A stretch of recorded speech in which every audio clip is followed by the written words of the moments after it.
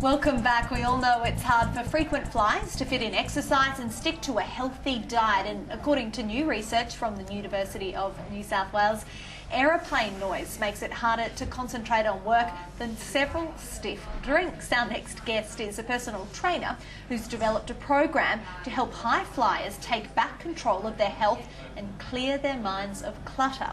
Marissa Frew is the creator of Fit to Travel and joins us now from our Melbourne studio. Marissa, thanks so much for your time. First of all, Fit to Travel is the name of your program. What is it exactly?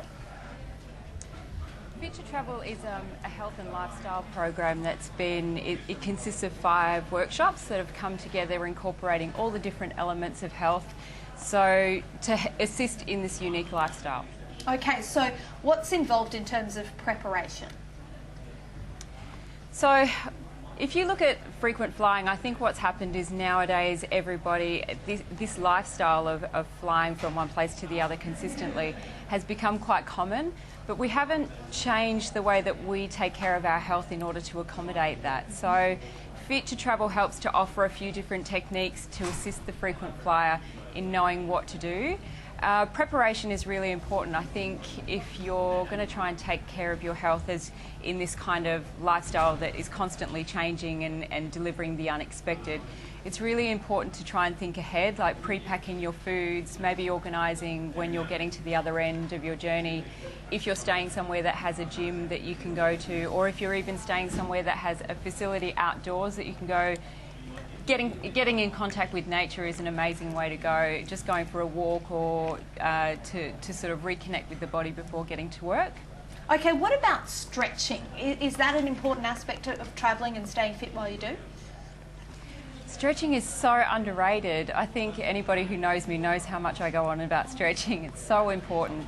It's one of those things, especially in a gym environment, a lot of people take care of the kind of strength side of their body or the cardiovascular endurance side of their body, and then the strength gets forgotten. In terms of frequent flyers, stretching allows the body to open up and release toxicity that's sitting in the body. So if you deal with a lot of jet lag, it allows all this toxicity to flow through, and then you're going to have a cleaner system, and a cleaner system is going to cope better with flying consistently. Okay, so is it about stretching before the flight, or should you be doing it during it as well? Oh, everywhere. Stretch before, stretch during. If you can, if you're in transit, take the opportunity between flights to get some stretching in. It can be a bit embarrassing for some people, but if you take yourself away... Do you just get down in the middle of the aisle and start stretching? How does that work? I don't in the middle of the aisle. I actually go to the bathrooms, and it's just where the toilets are. You can just do some gentle stretches outside those toilets, putting your arms up in the air and stretch a few different techniques that are available through the program. We show you how to do those, and they're not as daunting. It's not as embarrassing. You're not on the ground doing a downward dog, because that does raise a few eyebrows. Yeah, I bet, although I think some people's sleeping positions are probably more embarrassing than that. What about during the flight? What should you pack, for example, other than food to help you? I think compression socks are an amazing way to go nowadays. I actually loved wearing the compression pants. 2XU has an amazing range, but I find that sometimes the compression pants can be a little bit much on a flight. So if you're wearing compression socks, they at least get your blood circulating. They assist in preventing DVT.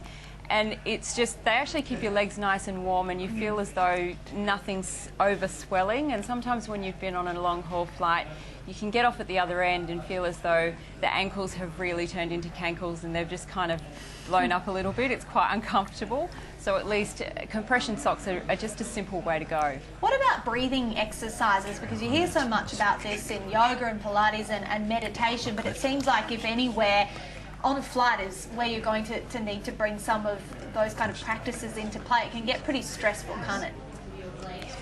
Definitely, and again, breathing is something so underrated considering we need it to breathe, to live.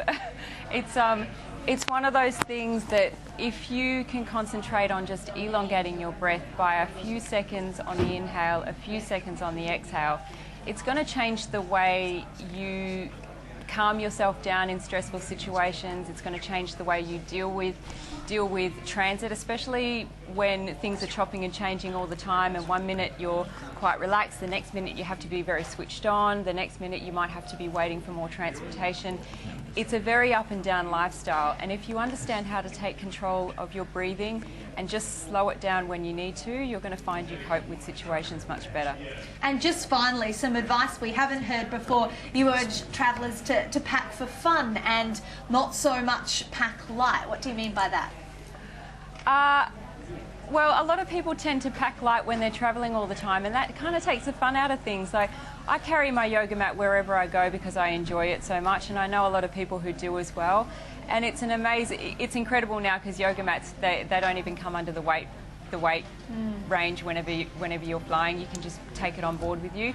Surfboards and things like that get you outside and get you being really active, and they're an amazing stress relief. Like going for a surf in between jobs, in between meetings, if you have that opportunity, is an amazing way to go. But people tend to pack so light that these things get forgotten. It's leave them out because it's just going to be too much to carry. But if you think more for the fun side of things, then you won't care if you've got to carry those things with you anyway.